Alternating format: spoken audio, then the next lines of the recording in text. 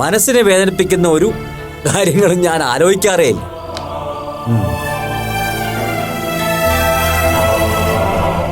മാത്രമല്ല, ചുറ്റുമുള്ള കാര്യങ്ങളിൽ നിന്ന് ഞാൻ സന്തോഷം കണ്ടെത്താൻ ശ്രമിക്കുകയും ചെയ്യും.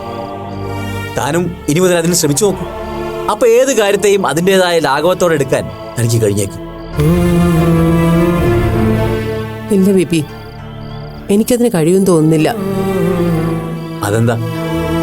ബിപിയെ പോലെ ചുറ്റുമുള്ള കാര്യങ്ങളിൽ നിന്ന് സന്തോഷം കണ്ടെത്താൻ എനിക്ക് വശമില്ല ബിപി.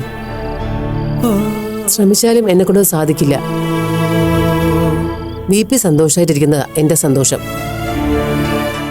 ബിപിയും നമ്മുടെ കുഞ്ഞുമായിരുന്നു എൻ്റെ ലോകം, എൻ്റെ സന്തോഷം. പക്ഷെ ഇപ്പം ആ ലോകത്ത് ഞാൻ മാത്രം ഒറ്റപ്പെട്ടതുപോലെയായി. ഞാൻ തനിച്ചായി പോയെന്ന് തോന്നുന്നു ബിപി. എടോ, താൻ എന്തൊക്കെയായി പറയുന്നത്? താൻ തനിച്ചായി പോയെന്നോ? ഞാൻ കൂടെ ഉള്ളപ്പോ തനിക്കത് എങ്ങനെ പറയാൻ തോന്നുകയില്ല? തൻ്റെ സന്തോഷമല്ലേ എൻ്റെയും സന്തോഷം. താൻ കൂടെ ഇല്ലാത്തൊരു ദിവസത്തെക്കുറിച്ച്, വേണ്ട, ഒരു നിമിഷത്തെക്കുറിച്ച് എനിക്ക് ചിന്തിക്കാൻ പറ്റുന്നത് തനിക്ക് തോന്നുന്നുണ്ടോ? എന്താ താനിങ്ങനെ തുറച്ചു നോക്കുന്നത്? ഞാൻ പറഞ്ഞത് വിശ്വാസമില്ലാത്തതുകൊണ്ടാണോ? എനിക്ക് വിശ്വാസമാ. എന്നാലും ചോദിക്കട്ടെ, പിന്നെന്താ നേരത്തെ എന്നോട് അങ്ങനെ പറഞ്ഞത്? അതിന് ഞാൻ എന്തു പറഞ്ഞെന്നാ? ബിപിയെ ഒരിക്കലും ഞാൻ സന്തോഷത്തോടെ ഇരിക്കാൻ സമ്മതിക്കില്ലെന്ന്, അതെനിക്ക് ഇഷ്ടമല്ലെന്നും. ആണോ? അങ്ങനെ തോന്നിയിട്ടുണ്ടോ ബിപിക്ക് എപ്പോഴെങ്കിലും? ചേച്ചാ, ഞാൻ അപ്പോഴത്തെ ദേഷ്യത്തിന് എന്തെങ്കിലും പറഞ്ഞെന്ന് വെച്ച്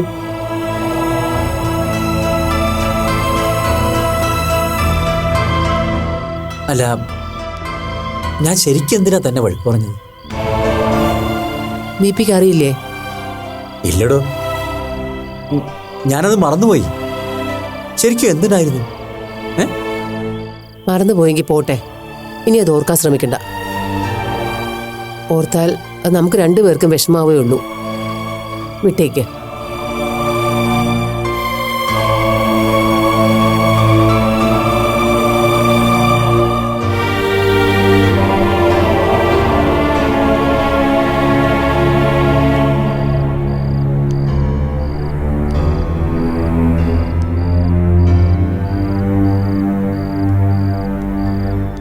ബിപി, ഇത് കഴിക്ക്.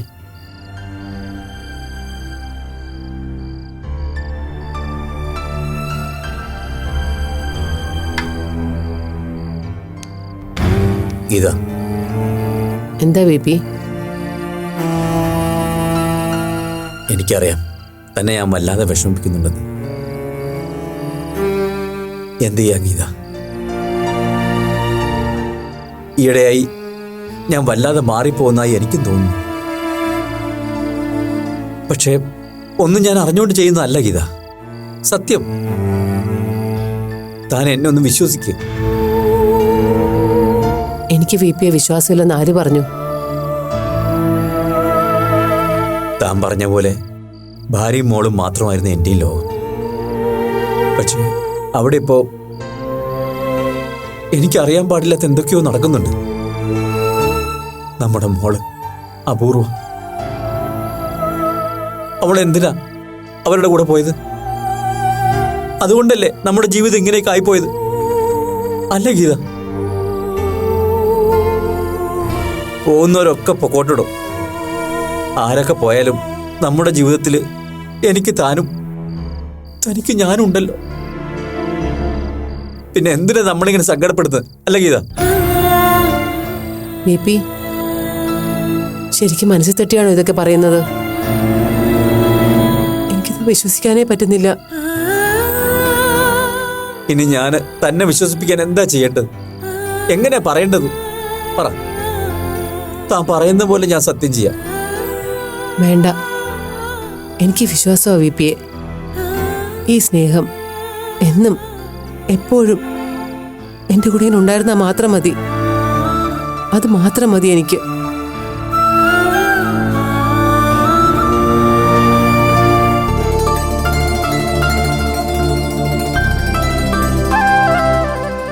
Good morning.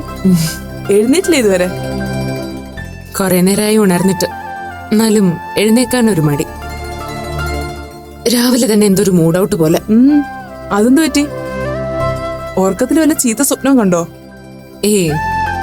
അങ്ങനെയൊന്നും ഉണ്ടായില്ല. എന്നാലും എന്തോ ഒരു ഉഷാറയില്ലായ്മ. അപ്പുവിനെ നന്ദേട്ടൻ വിളിച്ചിരുന്നോ? ഇല്ല. എന്താ ചോദിച്ചേ?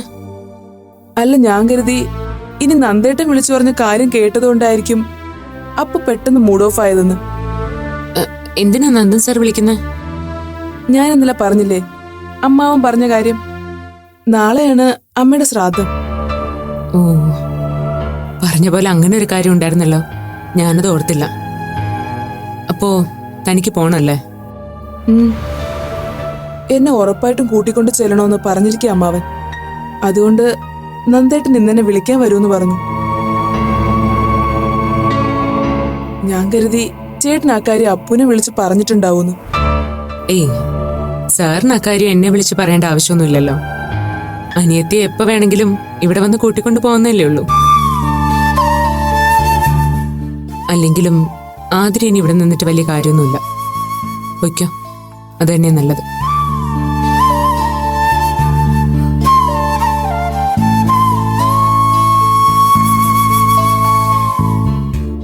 എടോ, ഞാൻ തന്നെ വിഷമിപ്പിക്കാൻ വേണ്ടി പറഞ്ഞതല്ല, കാര്യമായിട്ട് പറഞ്ഞതാ. സോറി. വിഷമായത് എനിക്ക്? സാരമില്ല അപ്പു. താനിവിടെ നിൽക്കുമ്പോ അതെനിക്ക് തരുന്ന ആശ്വാസം എത്ര വലുതാണെന്ന് എനിക്ക് തന്നെ പറഞ്ഞ് മനസ്സിലാക്കാൻ അറിയില്ല. പെട്ടെന്നൊരു ദിവസം താനിവിടെ നിന്ന് ഇറങ്ങി പോകുന്നത് എനിക്ക് സഹിക്കാനാവാത്ത കാര്യം. ഞാൻ പറഞ്ഞില്ല ആതിര, രാവിലെ ഉണർന്നപ്പോഴേ ഇന്ന് ഇഷ്ടമില്ലാത്ത എന്തോ ഒരു കാര്യം സംഭവിക്കാൻ പോകുന്നുണ്ടെന്ന് മനസ്സ് പറയുന്നുണ്ടായിരുന്നു. അത് സത്യമാണെന്ന് ഇപ്പൊ മനസ്സിലായി. നാളെ ഇങ്ങനൊരു ആവശ്യമായതുകൊണ്ട് അപ്പു. അല്ലെങ്കിലും പോണം. ഞാൻ കാരണം ആതിരയുടെ വീടും പഠിപ്പും പഠിപ്പിക്കലും ഒന്നും മുടങ്ങാൻ പാടില്ല. നമുക്ക് എപ്പോ വേണേലും കാണാമല്ലോ. അതിനിപ്പോ ആതിര ഇവിടെ തന്നെ നിൽക്കണമെന്നൊന്നുമില്ല. ആതിരെ കാണണമെന്ന് തോന്നുമ്പോ എനിക്ക് അങ്ങോട്ട് വരാമല്ലോ.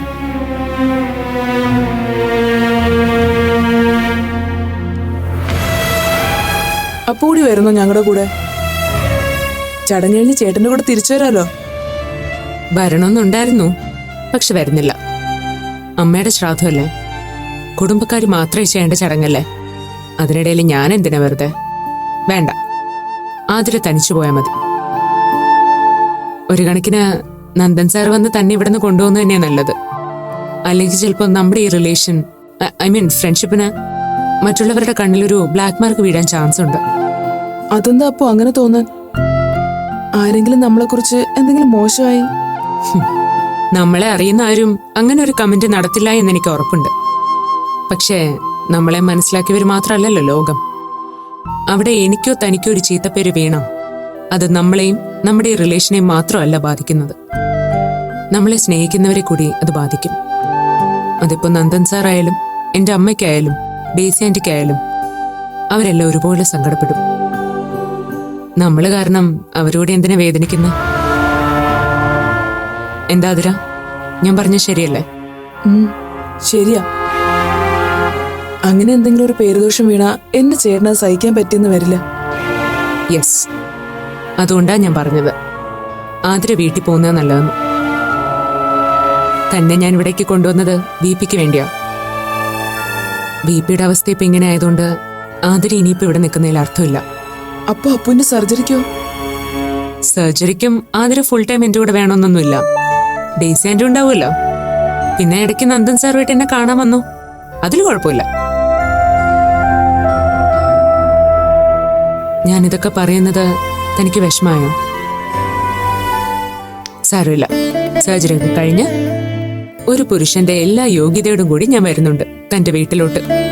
ഈ പെണ്ണിനെ എനിക്ക് തന്നേക്കണമെന്ന് തന്റെ ചേട്ടനോട് പറയാൻ വേണ്ടി.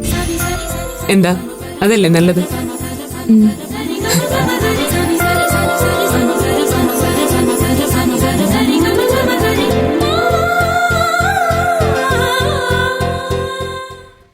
വിപിയിൽ കാണുന്ന ഈ ചേഞ്ച് ഓവർ ശരിക്കും അവിശ്വസനീയ ഒരു കാര്യമായിട്ടാണ് ഡോക്ടർ എനിക്ക് ഫീൽ ചെയ്യുന്നത്. ഇന്നലെ രാത്രിയിലെ കാര്യം തന്നെ ഞാൻ പറഞ്ഞില്ലേ ഡോക്ടർ? രേണുകയെ സപ്പോർട്ട് ചെയ്ത് എന്നോട് വഴക്കിട്ട വി പിയും വാഷ്റൂമിൽ നിന്ന് തിരിച്ചു വന്ന് എന്നോട് അലിവോടെ സംസാരിച്ച വി പിയും തമ്മിൽ കഷ്ടിച്ചൊരു അരമണിക്കൂറിന്റെ ഗ്യാപ്പ് പോലും ഇല്ല. അതിലിത്ര അത്ഭുതപ്പെടാനൊന്നുമില്ല മാഡം. ഞാൻ പറഞ്ഞല്ലോ, ടൈം ആൻഡ് സ്പേസ് വി പിയുടെ മനസ്സിൽ സൃഷ്ടിക്കുന്ന മായ വലയങ്ങളാണിതൊക്കെ. ഫോർ എക്സാമ്പിൾ, ഒരു മജീഷ്യൻ അരങ്ങിൽ ഒരു വെള്ള കടലാസുമായി പ്രത്യക്ഷപ്പെടുന്നു. കയ്യിലുള്ള ശൂന്യമായ കടലാസ് അയാൾ കാണികളെ നിവർത്തി കാണിക്കുന്നു. പിന്നെ അത് വലിച്ചു കീറി ചെറു കഷ്ണങ്ങളാക്കി അന്തരീക്ഷത്തിലേക്ക് വലിച്ചെറിയുന്നു. നിമിഷാർദ്ധം കൊണ്ട് ആ കടലാസ് കഷ്ണങ്ങൾ വർണ്ണ കടലാസുകളാവുന്നു. കാണികളുടെ അത്ഭുതം തീരും മുമ്പേ അയാളത് കയ്യെത്തിപ്പിടിച്ച് വീണ്ടും അന്തരീക്ഷത്തിലേക്ക് ആഞ്ഞു വീശി അതിനെ പഴയ വെള്ളക്കടലാസാക്കുന്നു. വീണ്ടും അതിൽ നിന്ന് പ്രാവുകളെയും വർണ്ണക്കുടകളെയും സൃഷ്ടിക്കുന്നു. വീണ്ടും പഴയ വെള്ളക്കടലാസ്. അങ്ങനെ പല നിറങ്ങളും രൂപങ്ങളും മാറി മാറി വിരിഞ്ഞ് ഒടുവിൽ പൂർണ്ണാവസ്ഥയിലെത്തുന്ന ഒരു മായാജാലമാണ് വി പിയിലും സംഭവിച്ചുകൊണ്ടിരിക്കുന്നത്. കാഴ്ചക്കാർ രണ്ട് കാര്യങ്ങളും അക്ഷരാർത്ഥത്തിൽ നമ്മൾ ഉണ്ടാക്കുന്നത് നേരത്തെ ഞാൻ പറഞ്ഞ സ്ഥലകാല വിഭ്രമമാണ്. മാജിക്കുകാരൻ ആദ്യം വീശിയ വെള്ളക്കടലാസോ അതോ പിന്നീട് അയാൾ കീറിയെറിഞ്ഞ വർണ്ണ കടലാസുകളാണോ സത്യമെന്ന് കാഴ്ചക്കാരനിൽ ഉണ്ടാക്കുന്ന ആശങ്കയും ആശ്ചര്യവും തന്നെയാണ് പണിക്കർ സാറിന്റെ ഈ സ്വഭാവ വൈചിത്രത്തിലും മാഡത്തിന് തോന്നുന്നത്. വളരെ ശരിയാണ് ഡോക്ടർ പറഞ്ഞത്. രേണുകയെ സപ്പോർട്ട് ചെയ്ത വി പി ആണോ അതോ സ്നേഹത്തോടെ എന്നെ ചേർത്ത് പിടിച്ച വി പി ആണോ സത്യമെന്ന കൺഫ്യൂഷനിലാണ് ഞാനിപ്പോഴും. മിനിറ്റുകളുടെ വ്യത്യാസത്തിൽ മാഡം കണ്ട ഈ രണ്ട് വി പിമാരുമല്ല സത്യമെന്നുള്ളതാണ് ഇതിലെ തമാശ. ഈ രണ്ട് വ്യക്തിത്വങ്ങൾക്കും ഇടയിലുള്ള എവിടെയോ ആണ് യഥാർത്ഥ വി പി. റിയൽ ക്യാരക്ടറിനെ കണ്ടെത്താനുള്ള ഒരു അന്വേഷണത്തിലാണ് നമ്മൾ. ഡോക്ടർ, ഞാൻ ഇന്നലെ വി പി പറഞ്ഞൊരു കാര്യം പ്രത്യേകം ശ്രദ്ധിച്ചു. സംഗതി എന്നെ ആശ്വസിപ്പിക്കാൻ വേണ്ടി പറഞ്ഞതാണെങ്കിലും വി പി ഇപ്പം ചെയ്തുകൊണ്ടിരിക്കുന്ന കാര്യങ്ങൾ അതുതന്നെയാണെന്ന് എനിക്ക് തോന്നുന്നു. എന്താ അത്? നമ്മുടെ മനസ്സിനെ വിഷമിപ്പിക്കുന്ന കാര്യങ്ങളെപ്പറ്റി ഓർമ്മിക്കാൻ ശ്രമിക്കാതെ ചുറ്റുമുള്ള കാര്യങ്ങളിൽ നിന്ന് നമ്മൾ സന്തോഷം കണ്ടെത്താൻ ശ്രമിക്കണമെന്ന്. സത്യത്തിൽ വി പി ഇപ്പം ശ്രമിച്ചുകൊണ്ടിരിക്കുന്നത് അതുതന്നെയല്ലേ ഡോക്ടർ? എക്സാക്ട്ലി. ഞാൻ പറയാൻ ഉദ്ദേശിച്ച കാര്യവും അത് തന്നെയാണ്. വി പി എന്ന വിജയ് പണിക്കർ തന്നെ വേദനിപ്പിക്കുന്ന ഭൂതകാലത്തിൽ നിന്നും ബോധപൂർവം ഒരു അവധി എടുക്കുകയാണ്, അല്ലെങ്കിൽ അതിനുവേണ്ടി ശ്രമിക്കുകയാണ്. അതിനെപ്പറ്റി ഓർമ്മിപ്പിക്കാൻ ശ്രമിക്കുന്നവരോടൊക്കെ അയാൾ കലഹിക്കുന്നതും ചിലപ്പോഴൊക്കെ കയ്യാങ്കളിക്ക് ശ്രമിക്കുന്നതും അതുകൊണ്ടാണ്. അന്ന് ബുക്ക് ഷോപ്പിൽ നടന്നതും സമാനമായ ഇൻസിഡന്റാണ്. ഭൂതകാലത്തെ ബോധപൂർവം മറക്കുക, സന്തോഷം നൽകുന്നതിന് തേടിപ്പോവുക. വീട്ടിൽ വെച്ചത് ആതിരയോ മാളവികയോ ആയിരുന്നെങ്കിൽ ഇവിടെ രേണുക എന്ന സുഹൃത്ത്. അത്രയുള്ള വ്യത്യാസം. പക്ഷെ ഡോക്ടർ, അപ്പോൾ എന്റെ സംശയം ഇതാണ്, അപ്പൂനൊരു സബ്സ്റ്റിറ്റ്യൂട്ട് വി പി മാളവികയിൽ കണ്ടെത്താൻ ശ്രമിക്കുന്നത് എനിക്ക് മനസ്സിലാക്കാം. സ്വാഭാവികമായും അങ്ങനൊരു ഇമോഷണൽ ബാക്കപ്പ് വി പിക്ക് മാളവികയിലുണ്ട് താനും. പക്ഷെ എന്തുകൊണ്ട് ആതിര, അതും വി പി വെറുക്കുന്ന അല്ലെങ്കിൽ ഭയക്കുന്ന കമ്മ്യൂണിറ്റിയിൽ നിന്നും? അതുപോലെ ഞാൻ തുറന്നു ചോദിക്കുന്നതിൽ ഡോക്ടറിന് മറ്റൊന്നും തോന്നരുത്. ഇവിടെ ഫുൾ ടൈം ഞാൻ കൂടെ ഉള്ളപ്പോഴും രേണുകയുടെ പ്രസൻസിൽ വി പി കൂടുതൽ കംഫർട്ടാകുന്നത് പോലെ. യെസ്, മാഡത്തിൽ നിന്ന് ഉറപ്പായും ഇങ്ങനൊരു ചോദ്യം ഞാൻ പ്രതീക്ഷിച്ചിരുന്നു. ഇതിന്റെ ഉത്തരം അന്വേഷിച്ച് നമ്മൾ ഒരുപാട് തലപോകിക്കേണ്ടതില്ല. വി പി ഇന്നലെ മാഡത്തിനോട് പറഞ്ഞതിൽ തന്നെയുണ്ട് ഇതിനുള്ള മറുപടി. ചുറ്റുമുള്ള കാര്യങ്ങളിൽ നിന്നും അല്ലെങ്കിൽ മനസ്സിന് ഇഷ്ടപ്പെടുന്ന വ്യക്തികളിൽ നിന്ന് അയാൾ സന്തോഷം കണ്ടെത്താൻ ശ്രമിക്കുന്നു. So simple. ആതിര പണിക്കരെ സംബന്ധിച്ചിടത്തോളം ഒരു ട്രാൻസ് കമ്മ്യൂണിറ്റിയിൽപ്പെട്ട കുട്ടിയല്ല. ഞാൻ മനസ്സിലാക്കിയിടത്തോളം പണിക്കർ സാർ തൻ്റെ മകളിൽ നിന്നും പ്രതീക്ഷിച്ചിരുന്ന ഒരു വിനയവും അടക്കവും ഒതുക്കവും നല്ല പെരുമാറ്റവും ഒക്കെ ഉള്ളൊരു പെൺകുട്ടിയുണ്ട്. ആ പെൺകുട്ടിയുടെ ഇമേജിനോട് റിലേറ്റ് ചെയ്യാൻ പറ്റുന്ന എന്തൊക്കെയോ റിസംബ്ലൻസ് പി പി ആതിരയിൽ കണ്ടിരുന്നു. അതാകാം ആ കുട്ടിയോട് പി പിക്ക് പ്രത്യേക വാത്സല്യം തോന്നാൻ കാരണം. ഇനി മാഡം കൂടെയുള്ളപ്പോൾ വി പി എന്തിന് രേണുകയോട് ഇത്ര അടുപ്പം കാണിക്കുന്നു എന്നാണല്ലോ മാഡത്തിന്റെ മറ്റൊരു സംശയം. മാഡത്തോട് വി പിക്ക് ഒരു തരത്തിലുള്ള അകൽച്ചയോ മാനസിക വിദ്വേഷമോ ഇല്ല. അങ്ങനെ എന്തെങ്കിലും ഉണ്ടായിരുന്നെങ്കിൽ ഉറപ്പായും പണിക്കർ സാർ ഇന്നലെ മാഡത്തിനോട് അങ്ങനെ പെരുമാറുമായിരുന്നില്ല. At the same time Geetha എന്ന ഭാര്യ തന്റെ ഭൂതകാലത്തിന്റെയും ഇപ്പോഴത്തെ ജീവിതത്തിന്റെയും ഭാഗമാണെന്ന് VPയുടെ ഉപബോധ മനസ്സിലുണ്ട്. അതേസമയം രേണുക എന്ന ഫ്രണ്ടിന്റെ കമ്പനി അയാളെ മാനസികമായി സന്തോഷിപ്പിക്കുകയും ചെയ്യുന്നു. സോ മാഡത്തിന്റെ സാമീപ്യത്തെക്കാൾ പണിക്കർ സാർ രേണുക എന്ന പുതിയ സുഹൃത്തിന്റെ കമ്പനി പ്രിഫർ ചെയ്യുന്നു. മാഡത്തിന് ഞാൻ പറഞ്ഞ കാര്യങ്ങൾ ക്ലിയർ ആവുന്നുണ്ടോ? തീർച്ചയായും ഡോക്ടർ. ഈ പറഞ്ഞതൊക്കെ തന്നെയാവും അവരോട് VPക്ക് ഇത്രയ്ക്ക് വലിയൊരു അടുപ്പം തോന്നാനുള്ള റീസൺ. ഡോക്ടർ, എനിക്കൊന്ന് വീട്ടിൽ പോയാൽ കൊള്ളാമെന്നുണ്ട്. പെട്ടെന്ന് എന്തെങ്കിലും അത്യാവശ്യം? അപ്പുവിൻ്റെ സർജറി തീരുമാനിച്ച കാര്യം ഞാൻ പറഞ്ഞല്ലോ. അതിനുവേണ്ടി കുറച്ച് ബാങ്ക് ട്രാൻസാക്ഷൻസ് ഉണ്ട്. അതിന് അപ്പുവിനെയും കൂട്ടി വേണം ബാങ്കിൽ പോകാൻ. പിന്നെ അല്ലാതെ കുറച്ച് കാര്യങ്ങളും ഉണ്ട്. No problem. സത്യത്തിൽ പണിക്കർ സാറിന്റെ കൂടെ ഇപ്പോഴൊരു ബൈസ്റ്റാൻഡറിന്റെ ആവശ്യമില്ല. പിന്നെ മാഡത്തിന്റെ നിർബന്ധം കൊണ്ട് ഞാൻ അനുവദിച്ചു എന്നേ ഉള്ളൂ. മാഡം ധൈര്യമായിട്ട് പോയിട്ടുന്നുള്ളൂ. എൻ്റെ ആബ്സെൻസ് VPക്ക് ഒരു പ്രശ്നമാവില്ലെന്ന് എനിക്കും തോന്നുന്നു ഡോക്ടർ. യെസ്, പക്ഷേ അതൊരിക്കലും ഒരു നെഗറ്റീവ് രീതിയിൽ എടുക്കരുത് മാഡം. മിസ്റ്റർ പണിക്കരുടെ ട്രീറ്റ്മെന്റിന് സഹായകരമാകുന്ന ഒരു നല്ല സൗഹൃദം, ആ രീതിയിൽ മാത്രമേ മാഡം അതിനെടുക്കാവൂ. എനിക്ക് മനസ്സിലാവുന്നുണ്ട് ഡോക്ടർ. ശരി, അപ്പോൾ ഒന്ന് മാറി നിൽക്കുന്ന കാര്യം പണിക്കർ സാറിനോട് വെറുതെ ഒന്ന് സൂചിപ്പിച്ചേക്ക്. എന്താ റെസ്പോൺസ് എന്നറിയാലോ. എന്താ? ശരി.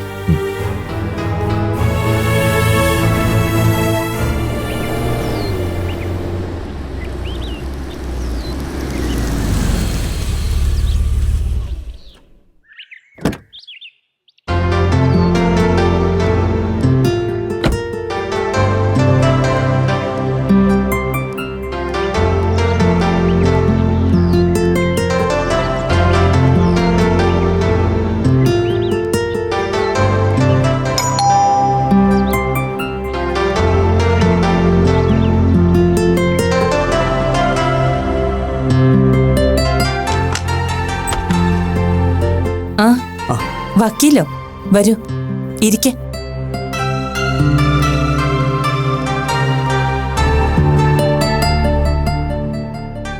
അപ്പുല്ലേ ടീച്ചർ ഇവിടെ? ഉണ്ട്. രാവിലെ കൂട്ടുകാരി പോകുന്നതിന്റെ വിഷമത്തിലിരിക്കുകയാണെന്ന് തോന്നുന്നു. റൂമിൽ തന്നെ ചടഞ്ഞിരിക്കുക ആള്. ഇത്ര ഷോർട്ട് നോട്ടീസിൽ ആതിരെ ഇവിടുന്ന് കൊണ്ടുപോകേണ്ടി വരുമെന്ന് ഞാനും കരുതിയില്ല. വിശേഷങ്ങൾ ആതിര പറഞ്ഞു. നാളെയാണ് അമ്മയുടെ ഓർമ്മ ദിവസം അല്ലേ? അതെ. സാധാരണ ഞാനിവിടെ തിരുവല്ലം ക്ഷേത്രത്തിൽ പോയി ബലികർമ്മം ചെയ്യാണ് പതിവ്. ഇക്കുറി അമ്മാവൻ വന്ന് വീട്ടിൽ തന്നെ വേണമെന്ന് നിർബന്ധപൂർവ്വം പറഞ്ഞപ്പോൾ എന്നാ പിന്നെ അങ്ങനെ ആകാമെന്ന് കരുതി. മക്കള് രണ്ടുപേരും നിർബന്ധപൂർവ്വം പങ്കെടുക്കണമെന്ന് അമ്മാവൻ പ്രത്യേകം പറഞ്ഞിരുന്നു. അതുകൊണ്ടാ. നല്ല കാര്യമല്ലേ? അതങ്ങനെ തന്നെയാ വേണ്ടത്. ആ, വക്കീല് തിരക്കി ആളെത്തിയല്ലോ. അപ്പു എന്നോട് പിണങ്ങിയിരിക്കുകയാണെന്ന് ടീച്ചർ പറഞ്ഞു. സത്യമാണോ? പിണക്കോ? ഞാൻ സാറിനോട് എന്തിനാ പിണങ്ങുന്നത്? അതാ എനിക്ക് പറയേണ്ടത്. നീ എന്നെ നോക്കണ്ട. ആതിര പോകുന്നത് കൊണ്ട് നിനക്ക് സങ്കടം ഉണ്ടെന്നേ ഞാൻ പറഞ്ഞുള്ളൂ. അത് പിണക്കമാക്കി മാറ്റിയത് വക്കീലിന്റെ സ്വയം കൃതിയാ. അത് ഞാൻ ഊഹിച്ചു. വക്കീല് പണിയിൽ സാറിന് ശോഭിക്കാൻ പറ്റുന്നത് ഇതുപോലെ കഥയുണ്ടാക്കാനുള്ള മിടുക്കൊണ്ടാണല്ലോ. ആതിരെവിടെ ആന്റി? റെഡിയായില്ലേ ഇതുവരെ? ആയിട്ടുണ്ടാവും. ചേട്ടൻ ഇപ്പൊ എത്തുമെന്ന് പറഞ്ഞ് ധൃതി പിടിച്ച് ഓടുന്നത് കണ്ടു. നന്ദനിരിക്കെ, ഞാൻ ചായ എടുക്കാം. അപ്പു ഇരിക്കും. എന്നോട് അപ്പുവിന് പിണക്കൊന്നും ഇല്ലെങ്കിലും ആതിരെ കൊണ്ടുപോകുന്നതിൽ തനിക്ക് നല്ല വിഷമം ഉണ്ടാകുന്ന എനിക്കറിയാം. എന്ത് ചെയ്യാൻ? പ്രത്യേകിച്ച് വലിയ അടുപ്പമൊന്നും ഇല്ലെങ്കിലും കുടുംബത്തിലെ കാരണവസ്ഥാനത്തിരിക്കുന്ന ഒരാളല്ലേ, അനുസരിച്ചില്ലെന്ന് വേണ്ടല്ലോ. അതുകൊണ്ടാ അമ്മയുടെ ശ്രാദ്ധം ഈ കുറി ചടങ്ങായിട്ട് തന്നെ നടത്താമെന്ന് വിചാരിച്ചത്. സാറിങ്ങനെ ഡീറ്റെയിൽ ചെയ്യാതെ തന്നെ എനിക്കതിന്റെ ഇമ്പോർട്ടൻസ് മനസ്സിലാക്കാവുന്നതേ ഉള്ളൂ. ഒപ്പം ഉണ്ടായിരുന്ന ഒരാള് പെട്ടെന്ന് തിരിച്ചു പോകുമ്പോ ഒരു കുഞ്ഞു സങ്കടം, അത്രേ ഉള്ളൂ. എന്നാലും കുടുംബത്തിൽ ഇങ്ങനെ ചില ആൾക്കാർ കൂടി ഉണ്ടെന്ന് പറയാതിരുന്നതിൽ എനിക്ക് ചെറിയ പരിഭവം ഉണ്ടെന്ന് കൂട്ടിക്കോ. ആരുടെ? നമ്മുടെ ശേഖരമാമന്റെ കാര്യമാണോ? അമ്മാവന്റെ കാര്യം മാത്രമല്ല, മോളുടെ കാര്യം കൂടി ചേർത്താ.